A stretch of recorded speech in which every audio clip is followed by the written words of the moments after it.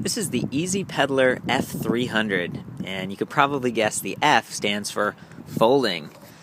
It's got a folding point right here and right here. So all in all, this bike can get pretty compact.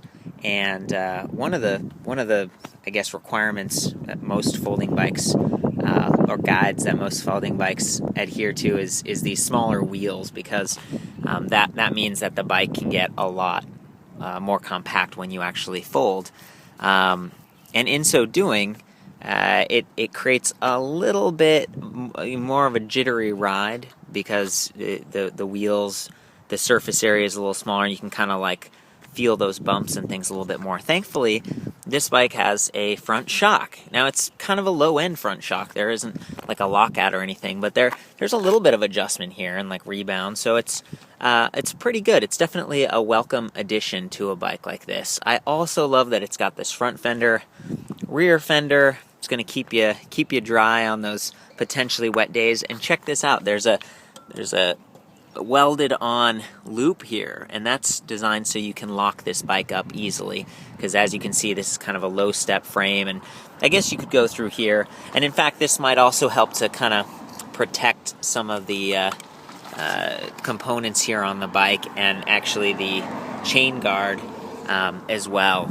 So the other EZ Pedaler bikes, there's a T300, a C300, they actually have chain covers so that you aren't going to get like your pant leg dirty or anything. And I guess in the case of this bike, just kind of kept it a little bit more minimal on there, but it's still got a little bit of a plastic guard there. It's got that U thing we looked at a second ago.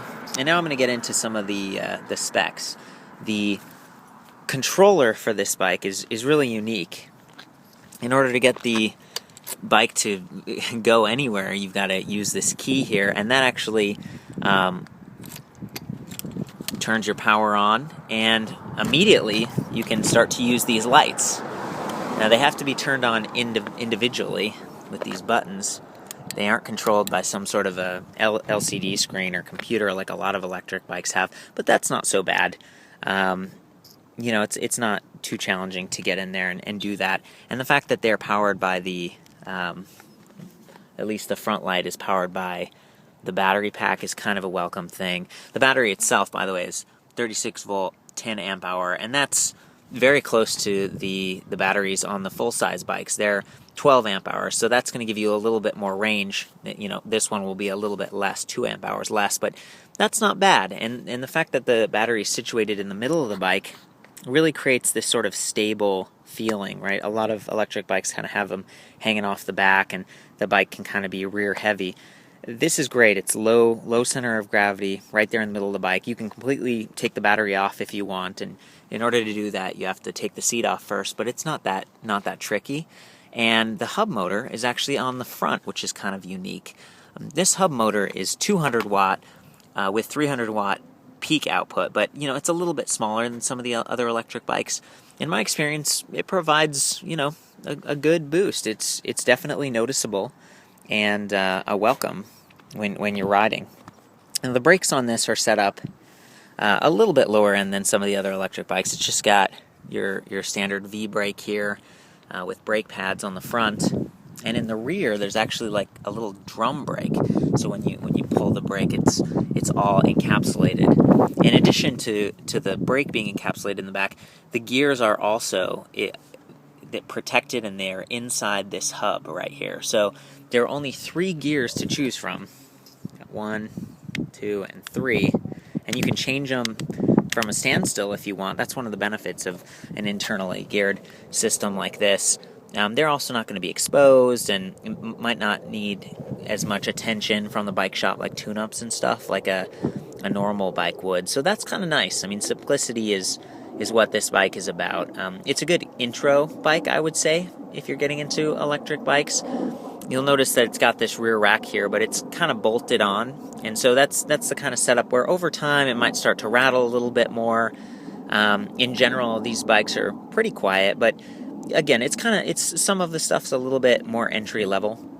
But the fact that they have so many features like the fenders and the battery that's built right into the frame. I mean, this is built to be an electric bike.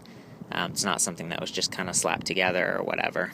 And the fact that it folds, I mean, that's the primary draw here. There's this quick release out like that, and then you actually have to pull up on it. There we go. You might have heard that click. Once you've pulled up on it, like again, like that, then this part swivels. There we go. Yeah. And then for this really long neck, just a very simple.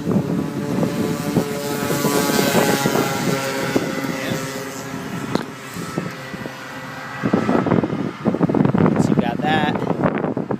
Yeah, it just falls over like that. There you go. There it is. Completely folded up. So it can fit under your stairs or wherever you want to keep this thing. So anyway, getting on to the electric part of the electric bike, there's this on-off switch, and what that does is actually turns on or off pedal assist.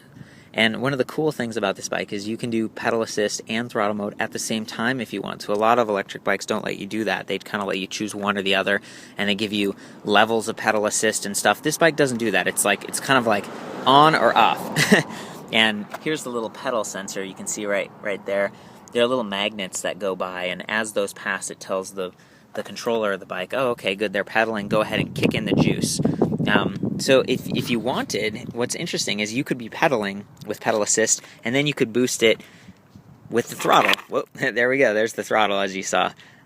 It's just neat to be able to do both of those at the same time, because sometimes you get to a stop sign, you stop completely, you're ready to go again, and that's the hardest part to pedal. You know, you're like pushing with your knees, you're like trying to get the bike to go. On this bike, you don't need to do, you can just instantly hit the throttle and it'll help you get up to speed right away. So that's actually kind of a neat feature. Let's go ahead and hop on, I'll show you what it looks like. There you go. So right now I'm in non-pedal assist mode. I'm just pedaling the bike, riding it like you would. And then I hit the little on switch. There we go. Whoop. There, and you can see, I mean, there's a lot of get up and go in this bike.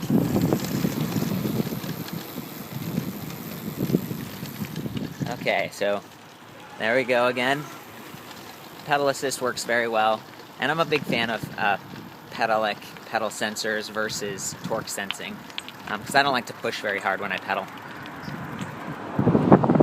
And now I'm going to show you the throttle, going back up this little incline here. Switch hands.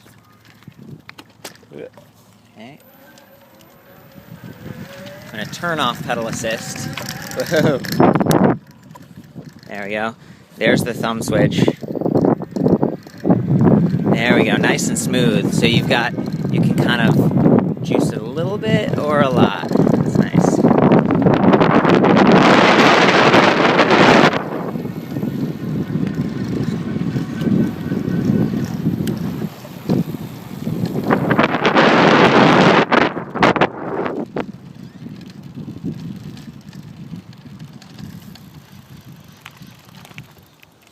Well, there you have it.